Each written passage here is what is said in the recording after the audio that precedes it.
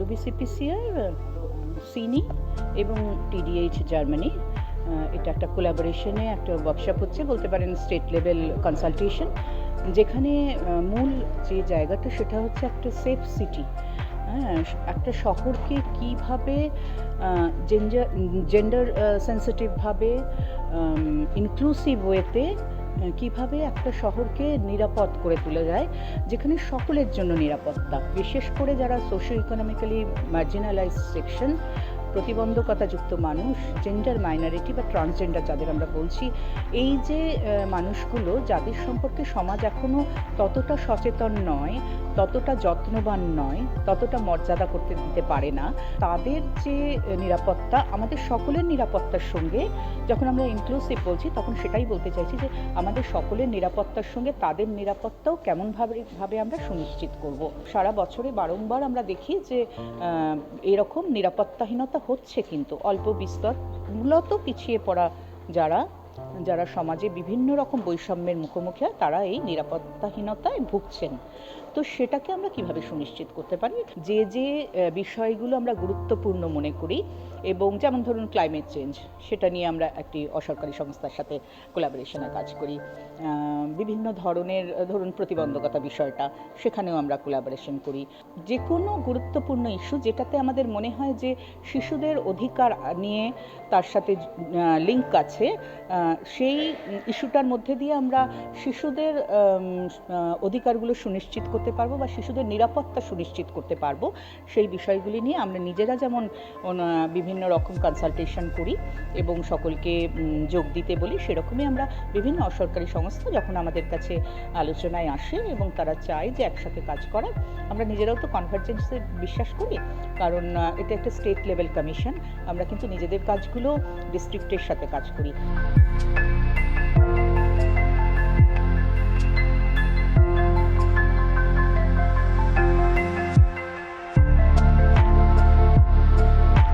সিনি এই মুহূর্তে যে কাজটা করছে জেন্ডার ইনক্লুসিভ এবং অন্যান্য ভাবেও ইনক্লুসিভ এবং সেফ সিটি কীভাবে করা যেতে পারে সেই নিয়ে কাজ করছে, এবং আমরা তাতে কনসার্ন, মানে সেই বিষয়টা আমাদেরও বিষয়, বিশেষ করে যেখানে বাচ্চারা ইনভলভড, মাইনরিটিরা ইনভলভড, 18-র নিচে যারা রয়েছে, ট্রান্সজেন্ডার বলুন, মাইনরিটি বলুন বা ডিসেবলড বলুন, তারাও তাদের সেফটি নিয়েও আমরা নিশ্চয়ই চিন্তিত। তারা শহরে কতটা, যে কোনো শহরে, আমাদের শহরে তো বটেই বা আমাদের রাজ্যে, তারা কতটা নিরাপদ, তারা কতটা অনায়াসে চলাফেরা করতে পারে, তারা পাবলিক ফেসিলিটিগুলো মানে কতখানি তারা অ্যাক্সেস করতে পারে, এইগুলি আমাদের দেখার, আমরাও দেখে থাকি। আমরা যদি জানতে পারি যে এক্স্যাক্টলি কী কাজ হচ্ছে এবং কোথায় কী কী অসুবিধে হচ্ছে আজকের কনসালটেশনের পরে, তাহলে আমরা পলিসি লেভেলে সেগুলো রেকমেন্ড করতে পারি। আমাদের স্টেট তো বোধহয় প্রথম স্টেট যে West Bengal transgender welfare board করেছিল, সুতরাং আমরা তো অলরেডি সেন্সিটাইজড, যেখানে মানে স্টেট যেখানে অলরেডি এই পদক্ষেপটা নিয়েছে সেখানে আমরা অলরেডি সেন্সিটাইজড। আমরা বলছি জনসাধারণের কথা, তারা কতটা বোঝেন। যদি সত্যি সত্যি আমরা ইনক্লুসিভ হই, তাহলে আমরা পথে ঘাটে বা ট্রাফিক লাইটে আমরা ট্রান্সজেন্ডারদের ভিক্ষা করতে দেখব না। তারা কেন ভিক্ষা করছেন? কারণ তাদের কাছে কোনো কাজ নেই, তাদেরকে কেউ এমপ্লয়মেন্ট দেয় না বলে। তো এই জিনিসগুলো নিয়েও আমাদের সেন্সিটিভ হতে হবে, তাদেরও আমাদের সমাজের অঙ্গ হিসেবে দেখতে হবে। এটি সুপ্রিম কোর্টের অর্ডার রয়েছে যে প্রত্যেকটা পাবলিক প্লেসে র্যাম্প থাকতে হবে, সেটা নিয়েও আমরা সেটার দিকেও নজরদারি করি।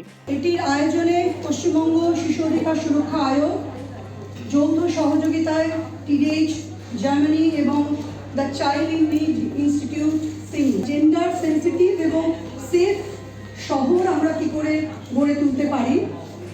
এখানে পশ্চিমবঙ্গ শিশু অধিকার সুরক্ষা আয়োগের যারা আধিকারিক, TDH জার্মানির যারা আধিকারিক এবং সিনির যারা আধিকারিক, তারা তো আছেনই, যারা উদ্যোগ নিয়েছেন, তাছাড়া এখানে উপস্থিত রয়েছেন এই শহরের বিভিন্ন প্রান্তের বিভিন্ন ক্ষেত্রের বিশিষ্ট মানুষেরা।